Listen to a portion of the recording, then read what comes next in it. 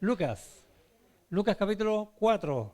No hemos pasado un buen rato en ese capítulo y hoy día, adivinen, no lo vamos a terminar todavía. Vamos a ver un pasaje, no vamos a alcanzar a terminarlo.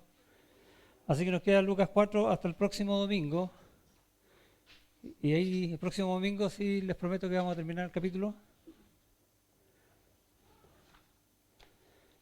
Pero antes vamos a orar. Inclinamos nuestros rostros. Señor, gracias por tu bondad, por tu misericordia, por tu amor, por traernos aquí con bien. Rogamos por aquellos que vienen en camino, para que también los guíes en todo, para aquellos que por alguna u otra razón no van a venir. Bendice sus vidas, Señor, obra en sus corazones también. Pero por sobre todas las cosas rogamos por este tiempo que comienza ahora con esta escuela dominical, luego en la reunión y todas las cosas que vamos a hacer, para que seamos guiados por tu Espíritu Santo en todo, para que podamos recibir tu bendición, para que podamos preparar desde ya nuestros corazones para que tu palabra, Señor, nos hable, para que tu palabra nos cambie, para que tu palabra haga lo que tiene que hacer, porque viene de ti. Gracias, Señor, te damos por la vida que tú nos has dado en Cristo. Gracias porque has dispuesto el querer honrarte, adorarte, como queremos hacerlo hoy, en el nombre de Jesús. Amén. Ya, vamos a comenzar entonces con ¿quién se sabe los primeros 6 libros de la Biblia en orden? La Lali, levantó la mano, yo la vi ahí. Ya Lali, dale, dale nomás.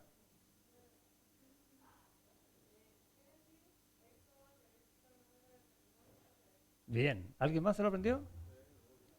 ¿Sí? ¿Alguien no, no se lo aprendió? ¿Alguien era lo suficiente humilde y honesto para decirme yo no me los aprendí? ¿No me los sé? ¿Alguien?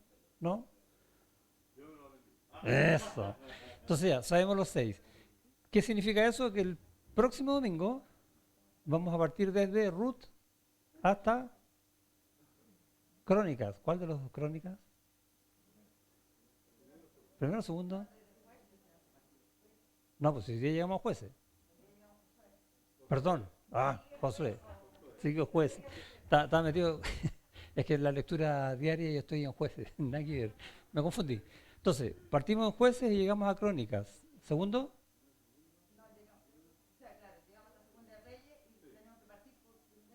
Eso es. Reyes.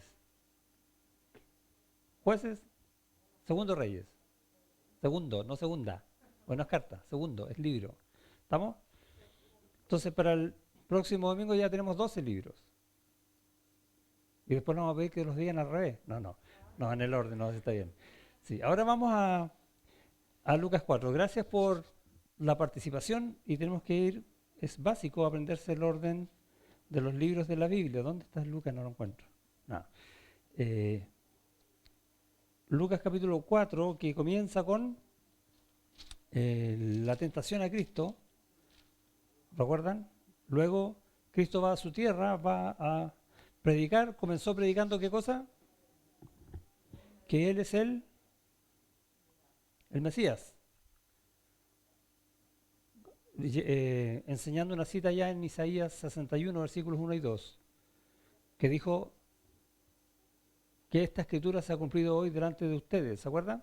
Y después de eso, y lo vimos el domingo pasado, vimos la incredulidad de ellos, y ante eso, porque le pidieron hacer algunos milagros, el Señor les citó la escritura que ellos conocían y una escritura que a ellos no les gustaba, que era cómo el Señor salva a quien Él quiere, y va a dar ejemplo de la viuda de Sarepta y Naamán el sirio. ¿Sí? Pero también en ellos, y la viuda, una mujer pobre que estaba a punto de morir, y a lo único que le queda era morir, y Naamán, un hombre riquísimo que era el segundo de a bordo en Siria. Entonces tenemos los contrastes. Ambos se humillaron delante del Señor. Y ahí estaba la clave. Lo que no querían hacer los de su propio pueblo, otros que no eran de ese pueblo, sí lo hicieron, humillarse delante del Señor y fueron salvos. Y llegamos entonces al versículo 31, ¿o no? Sí.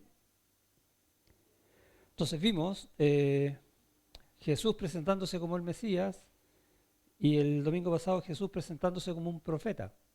¿Sí? ¿Se acuerdan? No hay profeta digno en su tierra. Y ahora vamos a ver la autoridad de Jesús. Y la primera parte de los versículos 31 al 37 es sobre los demonios, sobre el mundo espiritual. Y la segunda parte del 38 al 44 es sobre la naturaleza, en este caso enfermedades. Bueno, van a ver una serie de curaciones ya al final del capítulo. Entonces, autoridad de Jesús ¿sobre quién? Sobre los demonios. Versículo 31. Descendió Jesús a Capernaum, ciudad de Galilea, y les enseñaba en los días de reposo. ¿Dónde estaba antes? ¿De dónde viene? No, está en Galilea. Galilea es la región. ¿Pero de qué ciudad? Nazaret. ¿Sí? Estaba en Nazaret y dice que de Nazaret desciende a Capernaum. Ahora, las distancias son un poquito más de 48 kilómetros entre Nazaret y Capernaum. ¿Ok? Pero dice desciende. ¿Saben por qué desciende? Porque Nazaret está, lo anoté aquí, a 347 metros sobre el nivel del mar. ¿Ya? Santiago está a 500. O sea, está más bajo que Santiago. Pero Capernaum, ¿sabe a cuántos metros sobre el nivel del mar está? Si estaba en la costa, menos 212, porque el mar de Galilea está bajo el nivel del mar. Ah, ese dato no lo sabían. Es el único mar del mundo que está bajo el nivel del mar. Bueno, en rigor es un lago. Entonces dice desciende porque baja en estos 48 kilómetros, baja 500 metros. ¿Está bien? Sí, aproximadamente. Desde Nazaret a Capernaum. Capernaum es un nombre griego que se le dio al nombre hebreo que es Kefer-Nahum. Kefer es villa y Nahum es del profeta Nahum, ¿se acuerdan? Ahora, no está hablando, no es por el profeta necesariamente. Se llama Nahum por un nombre, pero es la villa de Nahum. Eso significa Capernaum. ¿Ok? Y dice entonces que de Nazaret va a Capernaum. Y con esto, que parece un versículo relativamente intrascendente, se está cumpliendo parte de una profecía. Isaías capítulo 9.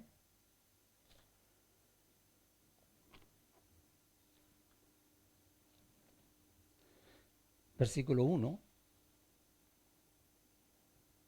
Dice, mas no habrá siempre oscuridad para la que está ahora en angustia, hablando de Israel. Tal como la aflicción que le vino en el tiempo que livianamente tocaron la primera vez a la tierra de Zabulón y a la tierra de Neftalí, pues al fin llenará de gloria el camino del mar de aquel lado del Jordán en Galilea de los gentiles. Y esta ciudad, Nazaret, está justo en el límite, porque ya no existe la división de las tribus, porque ahora ahí está el reino de Herodes. Estaba justo en el límite de Zabulón y Neftalí. Y lo que dice ese versículo es que ahí es donde empieza la cosa, ahí es donde empieza el ministerio. Interesante. Dice capítulo 9, ¿se acuerda que después dice, porque un hijo nos es dado? De él está hablando, el principio de esa profecía. Entonces se está cumpliendo en este versículo 31. Y aparece así como, no, nunca lo había visto. Bueno, ahí está. En Mateo, capítulo 4, versículo 17, no, perdón, 13, ahí sí. Dice, voy a leer del 12, y cuando Jesús oyó que Juan estaba preso, volvió a Galilea, y eso está ocurriendo en paralelo. Y dejando a Nazaret vino y habitó en Capernaum, ciudad marítima en la región de Zabulón y de Neftalí. Y ahí se ratifica esto que le estoy contando yo, el cumplimiento de la profecía. Entonces, tenemos ahora que está en Capernaum, y Capernaum, si bien es una ciudad portuaria, ¿sí? Está a orilla del lago, también es una ciudad sumamente importante. ¿Por qué sabemos eso? Porque volvamos a Lucas, pero vamos al capítulo 7.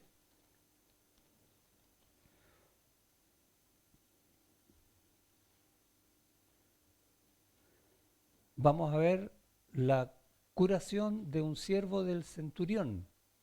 ¿Recuerdan ese texto? Que el centurión le dice, no soy digno de entrar a tu casa. Ya, y en el versículo 4 dice, y ellos vinieron a Jesús y le rogaron con solicitud diciéndole, es digno de que le concedas esto, porque ama a nuestra nación y nos edificó una sinagoga. El centurión. ¿Recuerdan un tiempo atrás que les mostré una imagen de una sinagoga de Capernaum que tenía las columnas romanas y todo? Lo más probable es que haya sido esa misma, cuyos restos todavía están hoy.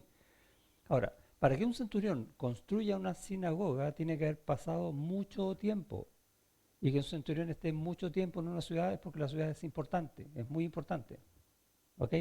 Y no solo eso, sino también habían representantes del rey Herodes en la ciudad. Y eso lo vemos en Juan capítulo 4, donde hay otra sanación. En Juan 4, 46, dice, vino pues, Jesús otra vez a Caná de Galilea, donde había convertido el agua en vino, y había en Capernaum un oficial del rey cuyo hijo estaba enfermo. O sea que hay una sanación a distancia. El oficial del rey vivía ¿dónde? En Capernaum. Y este versículo de Juan 4 ocurre en este mismo tiempo que estamos leyendo lo de Lucas. Cronológicamente estamos en el mismo tiempo. Todas esas cosas están pasando. Y vamos recién al versículo 31. Ahora, ¿qué pasó en Capernaum? Tal como en Nazaret también había mucha incredulidad. ¿Y cómo sabemos eso? Lucas 10. Vamos a pasar por estos versículos. Lucas 10, versículo 15, dice, y esto lo está diciendo el Señor Jesucristo, y tú, Capernaum, y ahí tenemos la ciudad, que hasta los cielos eres levantada, estaba en una profecía, ¿no? Hasta el Hades serás abatida por su incredulidad. Fuerte la situación. Y pasamos entonces al versículo 32, ¿sí? Descendió, y los días de reposo, los días sábados, Lucas 4:30, volvemos a Lucas 4:32, sí, sorry. Ya. Entonces, quedamos en que fue a Capernaum y que los sábados, ¿sí? Los días de reposo, iba a enseñar a las sinagogas. Y el 32 dice, y se admiraban de su doctrina porque su palabra era con autoridad. ¿Qué quiere decir esto? En ese tiempo, en las sinagogas enseñaban los maestros, los rabinos. Y ellos lo que enseñaban era lo que decía la ley y lo que los escribas y otros aportaban a la ley. Entonces decía, y como dice tal rabino, esto se quiere decir esto otro. ¿Sí? Algo así era lo que enseñaban. Pero cuando Jesús enseñaba, ¿qué es lo que él decía? Yo os digo, wow, y eso no lo habían escuchado nunca. Y lo que él decía era muy superior a lo que cualquier otro enseñaba, porque era palabra directa de Dios. Y nadie podía negar eso. Y el Espíritu Santo estaba obrando en la enseñanza. Por eso que enseñaba con autoridad. Eso es lo que quiere decir el texto. Sí.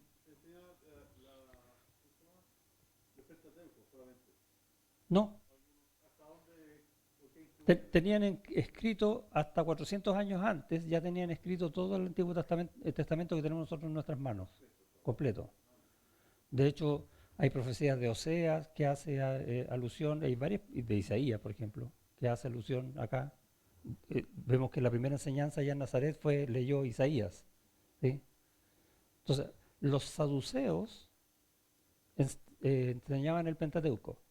A ellos les gustaba esa parte. Pero los fariseos y los escribas enseñaban todo. ¿Ya? Entonces, ¿qué es lo que hacían estos hombres cuando escuchaban esa palabra, que era la palabra?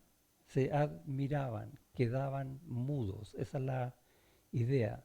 Porque la autoridad de Jesús era con una convicción que era imposible de rebatir. en el versículo 22, antes, en el Lucas 4, dice, y todos daban buen testimonio de él y estaban maravillados de las palabras de gracia que salían de su boca y decían, ¿no es este el hijo de José? Reconocían que la enseñanza era superior, pero no reconocieron a la persona que enseñaba. No pudieron rebatir la enseñanza, sí quisieron rebatir al maestro, qué pena más grande. Y Jesús fue, entonces, desde el principio, un maestro. Él vino, si bien el gran ministerio del Señor para venir a este mundo fue para venir a morir en una cruz, darnos salvación por medio de la resurrección, entre medio hizo un ministerio más que importante, que es el que nos da vida abundante, el que nos llena de riquezas en nuestra vida espiritual, que es el ministerio de la enseñanza.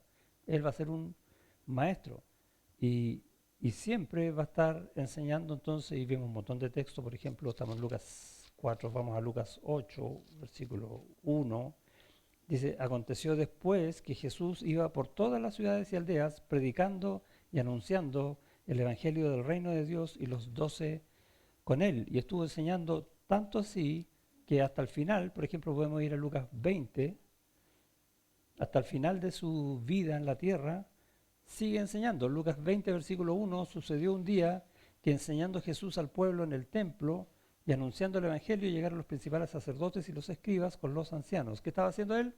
Enseñando. Luego lo toman preso, lo llevan a una cruz, pero vamos a llegar a Lucas 24. La muerte no puede con él y él resucita, y ya resucitado se encuentra con unos discípulos, los famosos de Emaús, y en 24-27 dice, y comenzando desde Moisés y siguiendo por todos los profetas, les declaraba en todas las escrituras lo que de él decían. ¿Cuándo estuvo enseñando el Señor Jesucristo? Siempre, y lo sigue haciendo hoy por medio del Espíritu Santo en la palabra que nosotros tenemos en nuestras manos. Él es un maestro por esencia. Volvamos a Lucas 4. Entonces, tenemos al maestro de maestros enseñando la verdadera palabra, y la gente que hacía se quedaba muda, como nosotros también nos maravillamos cuando vemos lo que dice las Escrituras. Declaró la palabra de Dios, lo hizo con aplicaciones personales. Yo os digo, y no citaba a otros rabinos, citaba las Escrituras. Y es la manera en que nosotros tenemos que también enseñar el texto, aunque a veces citamos frases de otros teólogos que son buenas, nos ceñimos siempre a la enseñanza de la Biblia. Nuestra iglesia se llama Iglesia Bíblica Bautista de la Reina. Se llama bíblica porque nosotros queremos enseñar Biblia, no otra cosa, tal como enseñó el Señor Jesucristo, bajo la autoridad del Espíritu Santo, que es la autoridad de Él. Entonces estamos siguiendo estos mismos pasos, que no es menor. Ahora, la autoridad de Él también quedaba demostrada por sus obras, ¿sí? Él decía y hacía y se cumplía. Y tampoco nadie podía rebatir eso. El yo os digo también se transformó en un yo os hago. Y como les decía, hoy hay pastores y maestros, no está Jesús directamente enseñando, pero el Señor sigue hablando con autoridad a tu corazón por medio del Espíritu Santo. ¿Cómo funciona eso?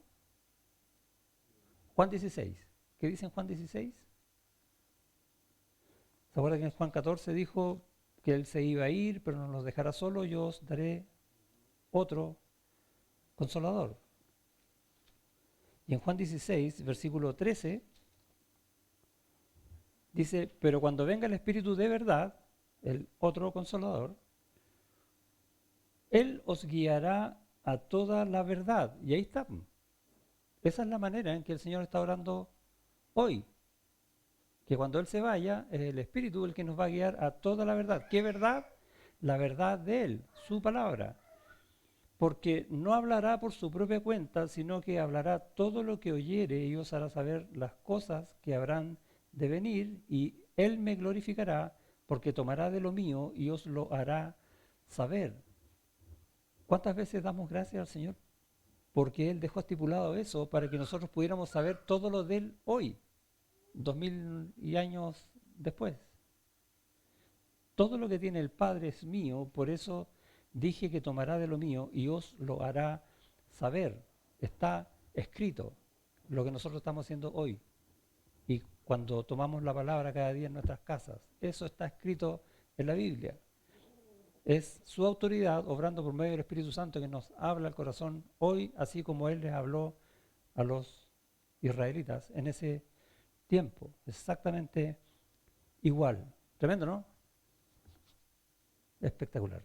Versículo 33. Y aquí entramos ya a una narrativa, una historia.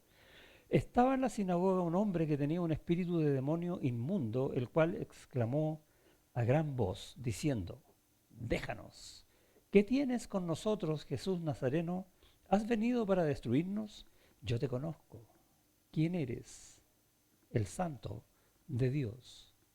Y hay varias cosas aquí que ver acerca de este espíritu inmundo. De partida, a veces la Biblia va a hablar de espíritus inmundos. ¿Quiénes son esos? Demonios. O va a hablar de endemoniados. ¿Quiénes son esos? Personas que tienen demonios. Pero acá dice, interesante, porque dice de una persona que tenía un espíritu de demonio inmundo, como que lo explica con todas sus letras. En el fondo, ¿qué está diciendo? Que los demonios, si quieren, pueden poseer a alguien. De hecho, aquí hay una prueba, ¿no? En este versículo. Un demonio, ¿dónde? ¿Dónde estaba? En la sinagoga. Si lo traducimos a hoy, ¿dónde estaría? En la iglesia. ¿Y puede ser eso, no? Absolutamente. Uno dice, ¿está el diablo aquí en la iglesia? La pregunta, ¿y por qué no? Obviamente, la obra de Satanás, para hacer un resumen, ¿no? Él es el acusador, él es el tentador, pero lo que quiere hacer, todo el objetivo, que es mentiroso, que es ladrón y todas esas cosas, quiere echar a perder la obra de Cristo. ¿Y cuál es la obra de Cristo? ¿Quién sabe cuál es?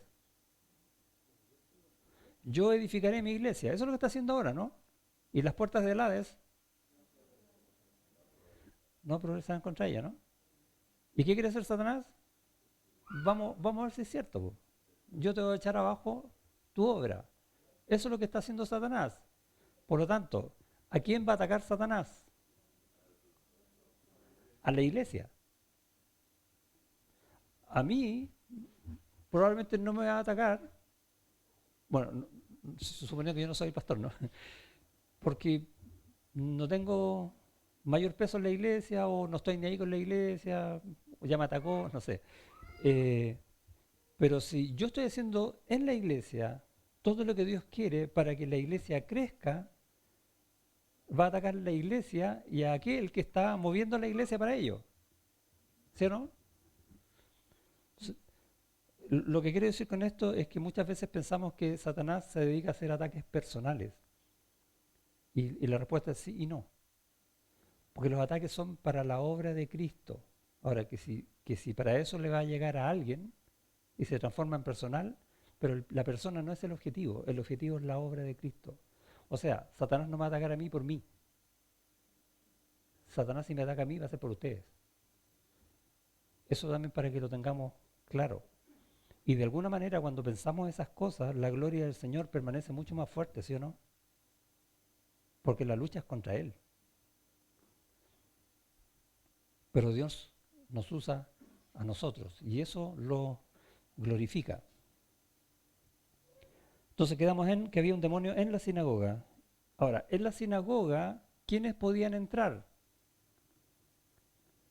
Judíos que estén purificados.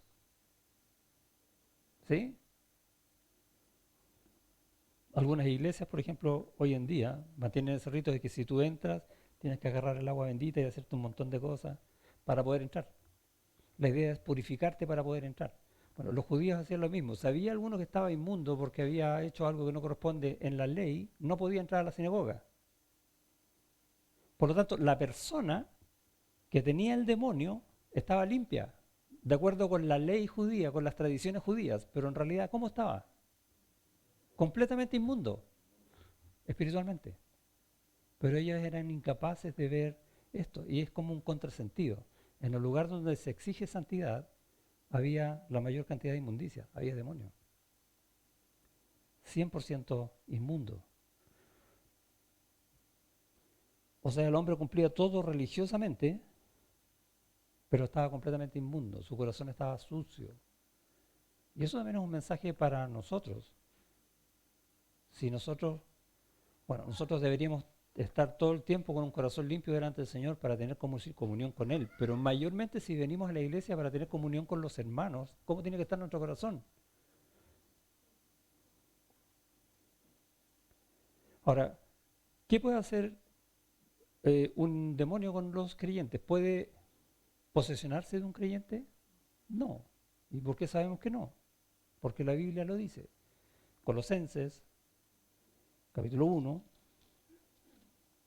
versículo 13, dice, voy a leer del 12, con gozo dando gracias al Padre que nos hizo aptos para participar de la herencia de los santos en luz, el cual, el Padre, Dios, nos ha librado de la potestad de las tinieblas y trasladado al reino de su amado Hijo. Y es lo que estamos viendo en Primera de Juan. Ya no estamos en el reino de las tinieblas, donde los demonios pueden hacer lo que quisieran con nosotros. ¿Dónde estamos? En el reino de la luz. Absolutamente separados y ya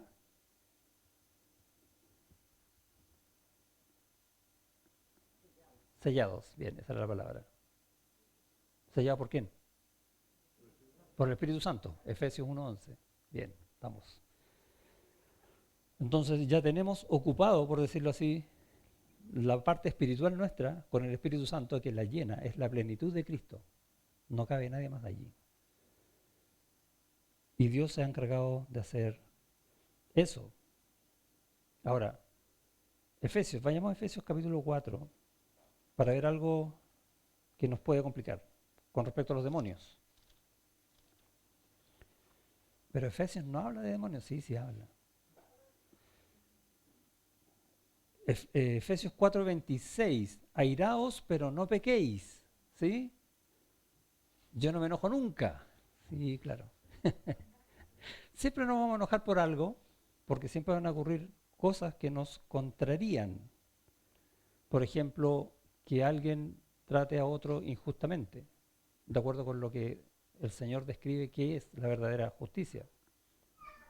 O la ingratitud, para no decir la falta de amor. Dan rabia a veces. Pero dice el texto, airaos, o sea, es permitido enojarse de una forma santa, pero no pequéis, o sea, no vayas más allá con el enojo de tal manera que tu vida espiritual se cierre y esté solamente en tu vida de enojo. No se ponga el sol sobre vuestro enojo, y alguna vez hemos conversado ese texto, que la idea es resolver el problema lo antes posible. No, nunca he pensado yo que es, oye, no te vayas a acostar sin haber resuelto el problema, porque a veces no puedes. Pero la idea es hazlo lo antes posible, que no permanezca mucho tiempo en ti. Y el 27, ni deis lugar al diablo. O sea, a veces por causa de un pecado, yo voy a abrir las puertas, las ventanas y cuanta cosa tenga yo para que entre el diablo sin pensarlo, sin darme cuenta, sin considerarlo. Pero el diablo, ¿qué hace? Entra, ¿dónde? En mí, no, en lo que yo estoy haciendo. Y si por A, B o C, supongamos estamos entre nosotros y tenemos una discusión y nos enojamos y no resolvemos el conflicto, Satanás dice, aquí está, división en la iglesia, voy a atacar al tiro. Entonces, ¿qué hacemos nosotros? Como estoy enojado de hablar con el hermano, no sabéis nada lo que me hizo ese hermano, y empezamos con la murmuración y termina la iglesia dividida y se acabó la iglesia. Y Satanás, ¿qué dice? Gracias por haberme dado lugar. Nosotros sabemos, siempre digo esta frase, ¿no? Cómo empiezan las cosas, me enojé con alguien, pero nunca sabemos cómo terminan. Pero tenemos que siempre pensar las cosas espiritualmente, y si bien el texto no está directamente enseñando esto, sí nos damos cuenta que Satanás está en todas partes, incluso donde nosotros menos pensamos, o sea, al lado mío. ¿Cómo estar al lado mío? Sí, sí puede estar. esperando que yo peque. Eh, y tengo notado aquí, según anda como león, justamente, gracias, buscando a quien devorar. Y ahí estamos nosotros pajaroneando, ¿sí? Muchas veces de manera espiritual. Y tengo notado un versículo ya en 2 Corintios 6, que no me acuerdo por qué lo anoté, pero vamos a leer de qué se trata. 6, 14 al 16, dice, ya, me acordé. Este es un texto que es relativamente común en todas las iglesias, pero que cuando suceden estas cosas a nadie le gusta verlo. 6, 14 al 16. No os unáis en yugo desigual. Ay, pero si no es tanto. No, si yo la voy a convertir. No, el Señor convierte, no tú. ¿Sí?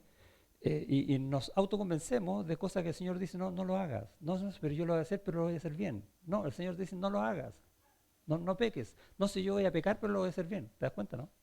No os unáis en yugo desigual con los incrédulos. ¿Y qué dice Satanás? No, háganlo, háganlo. Porque ¿qué compañerismo tiene la justicia con la injusticia? Y esa pregunta ya debieras ponernos un cartel de pares más grande que esta iglesia. ¿Qué compañerismo hay entre las cosas de Dios y las cosas de Satanás? Ninguno. No puede haber. O sea, si hay algo que está infinitamente reñido una cosa con otra de parte de Dios, es esto. Y nosotros lo alivianamos. ¿Y qué comunión la luz con las tinieblas? No puede, es imposible. ¿Y qué concordia Cristo con Belial, hablando de un Dios pagano que representa a Satanás? ¿O qué parte el creyente con el incrédulo? Y quizás nos podemos cuestionar esta pregunta, pero ¿cómo? Si yo y tengo que ir a los incrédulos a predicar el Evangelio. Sí, sí, claro. Pero él no es de Dios, tú sí. Tú vas por compasión a él porque sabes que está perdido, sabes que está en manos de Satanás, para que Dios cambie, para que Dios haga esa obra, no tú. Tú simplemente predica, tú simplemente muestra tu corazón. ¿Y qué acuerdo 16 hay entre el templo de Dios y los ídolos? Porque vosotros sois el templo del Dios viviente, como Dios dijo todo lo que dice en adelante. Nosotros somos el templo de Dios. La Biblia habla de que nosotros individualmente, cada uno, somos templo del Espíritu Santo, que es Dios, ¿sí? Pero también está diciendo que nosotros como iglesia, todos juntos, somos templo de Dios. Y el templo de Dios tiene que ser bien hecho, perfecto. Por lo tanto, si uno de nosotros no está bien, tenemos que preocuparnos. Va más allá la cosa. Volvamos a Lucas. Lucas 4, 34. Diciendo, déjanos. Y este lo dijo, decía al final del 33, a gran voz. En el fondo gritó, ese es el tema. ¿Ya? Yo no voy a gritar acá para hacer pero ustedes se imaginan. Y dijo lo que dijo, déjanos, ¿qué tienes con nosotros, Jesús Nazareno? Ahora, ¿cuántos demonios eran? No, lea. Dice, 33, estaba en la sinagoga un hombre que tenía un espíritu. ¿Y por qué el espíritu dice nosotros? Y no piense como en otros textos de que habían un montón de espíritus dentro de uno. No, acá había uno, pero él está hablando en representación de todos. Por eso dice que tienes con nosotros, porque todos estamos en lo mismo. Eso es lo que quiere decir este espíritu inmundo. ¿Ya? Está hablando en representación de los demás, para que no se enreden entre los singulares y los plurales.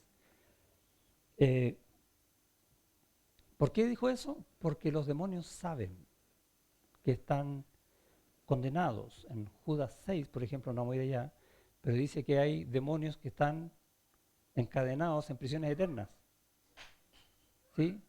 ¿Por qué? Cayeron de su posición donde Dios los creó. ¿Cuándo fue eso? Cuando Satanás pecó, antes que el hombre. Entonces, algunos, perdón, no escuché. Los ángeles caídos, justamente. Los que cayeron, ¿sí? Algunos están libres, pero otros no. Otros están en prisiones eternas. Y ellos saben entonces desde el principio cuál es su destino y está escrito. Ahora ellos creen que le van a doblar la mano a Dios y que eso no va a suceder. Por eso siguen, como decía un buen chileno, hinchando, ¿sí? Haciendo lo que están haciendo, no se cansan. Has venido para destruirnos, y esa palabra destruirnos en el idioma original no es literal, no significa que van a ser eliminados, evaporados o algo por el estilo, sino que significa que el poder que ellos tienen va a dejar de ser, van a quedar desposeídos, impotentes. Y hay textos que hablan también de eso en las Escrituras, por ejemplo en Colosenses 2:15, quizás uno de los textos más claros al respecto, por lo menos que a mí me gusta, dice, hablando de la obra de Cristo en la cruz, y dice, y despojando a los principados y a las potestades, los exhibió públicamente triunfando sobre ellos en la cruz, los despojó, los dejó sin poder. Ahora, eso se va a cumplir al final de los tiempos, pero la cruz implica eso, y los demonios lo saben, que van a quedar absolutamente desposeídos, y vamos a ver cuando avancemos en 1 Juan capítulo 3, versículo 8, que dice, el que practica el pecado es del diablo, pero el diablo peca, porque el diablo peca desde el principio. Para esto apareció el Hijo de Dios, para deshacer las obras del diablo, para quitar ese poder. ¿Dónde está, oh muerte, tu aguijón? ¿Se recuerdan? Es la misma idea.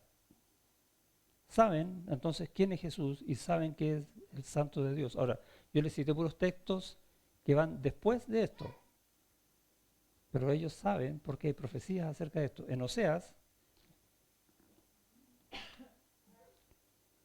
es el primer profeta de los profetas menores, está después de Daniel. Capítulo 13, versículo 14 va a decir, de la mano del Seol los redimiré, los libraré de la muerte.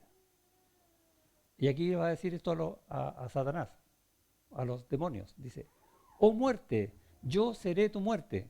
Wow. Y seré tu destrucción, oh Seol. La compasión será escondida de mi vista, hablando del juicio sobre ellos. Está profetizado en el Antiguo Testamento. Este acto de victoria de Jesús sobre las huestes infernales, por llamarlas así. Entonces, destruir significa que va a quitar los medios que hoy día ellos mantienen para hacer su obra, o los va a reducir a la impotencia, los va a desposeer. Y tenemos entonces un demonio que es inmundo, que está hablando ¿con quién? ¿Y cómo lo llama al final del versículo?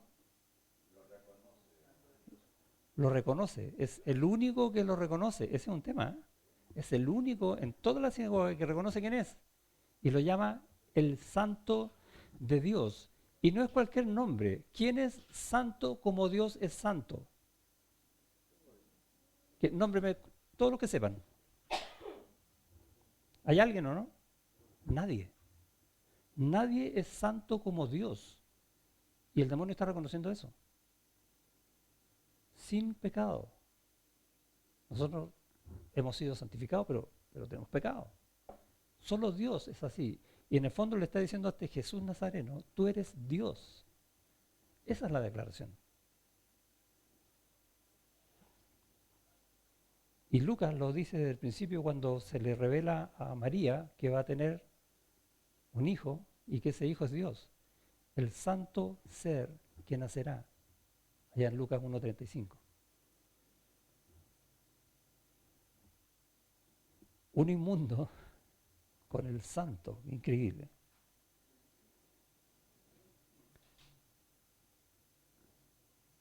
¿Quién es Jesús entonces?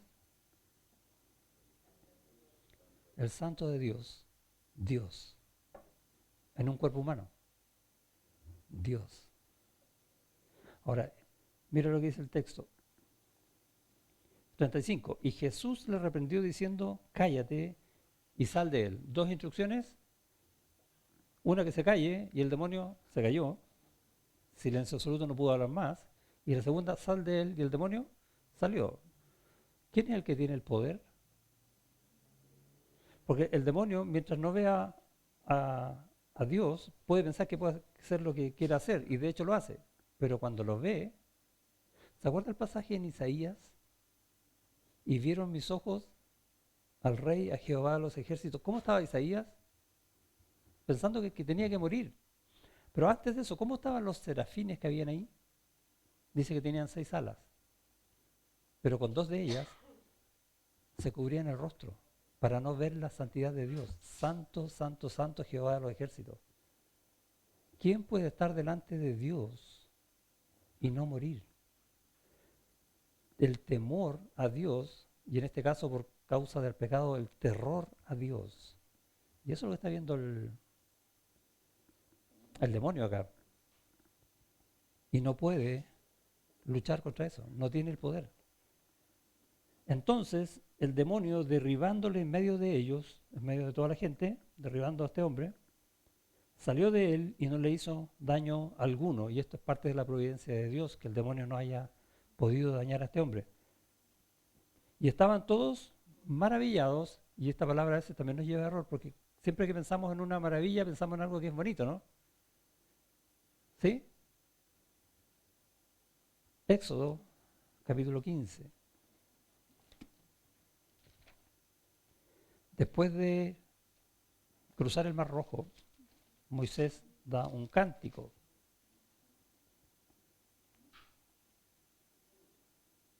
No, yo estoy en Génesis. ¿Cómo no lo encontraba? Éxodo. Ah.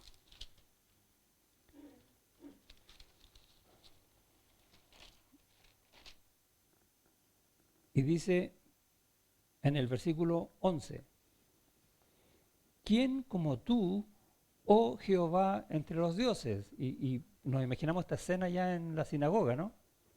Por lo menos el demonio se dio cuenta de esto. Y después dice, ¿quién como tú, magnífico en santidad? Y esta frase, magnífico en santidad, trata de decir eso. No hay nadie tan santo como tú. No eres el único en rigor que eres santo. De verdad. Y después dice, terrible en maravillosas hazañas, hacedor de prodigios. ¿Y a qué se refiere? Volvamos a Lucas. Con maravillosas hazañas a la destrucción de Egipto. Pero la palabra maravillosa no suena como que es algo bueno, pero a veces es maravilloso y es algo malo. No es que sea bueno o malo, es que es maravilloso. Solo viene de Dios. Esa es la idea. Volvamos a Lucas 4:36. Y estaban todos maravillados. Y eso puede decir, estaban todos asustados. Probablemente, no lo tenemos claro, pero no significa que estaban todos como, wow, no. Y hablaban unos a otros. Hubo confusión. Diciendo, ¿qué palabra es esta que con autoridad y poder, porque eso sí lo vieron, manda a los espíritus inmundos y salen? Y su fama se difundía por todos los lugares de los contornos. Y tenemos esta escena con que termina el texto de hoy. Murmuraban, ¿qué pasó aquí? ¿Cómo lo hizo? ¿Por qué? ¿Por qué? ¿Y quién es este? Que hace cosas que incluso los demonios obedecen. Y la pregunta para nosotros es, ¿quién dices tú que es Él en tu vida? Piensan maravillosas hazañas, que en el caso nuestro sí son buenas, ¿no?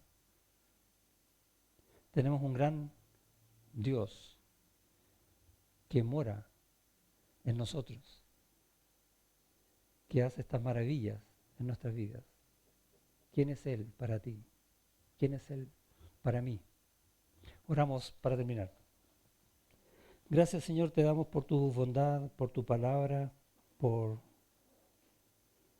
tu enseñanza a través de estas historias, toda la riqueza que hay detrás de ellas. Gracias por permitirnos estudiar de esta manera, yendo un poco a ver todo el contexto bíblico en el que tú estás contando una historia, Señor, para maravillarnos y ver cómo se cumplen profecías, cómo se verifica tu poder, cómo te declaras santo y tantas otras cosas, Señor, que necesitamos ver cada día, porque estamos buscando agradarte en un mundo que está caído, porque estamos bombardeados de tantas cosas, Señor, que nos desvían a veces durante un día, o de aflicciones, de incertidumbre. Pero tú permaneces fiel y tú permaneces santo y tú sigues siendo el Dios poderoso que despoja todo lo malo para hacer vivir a tu iglesia agradándote, buscando comunión con Cristo y en Cristo unos con otros, los hermanos. Gracias por esa verdad. Ayúdanos a vivirla esta semana en el nombre de Jesús. Amén.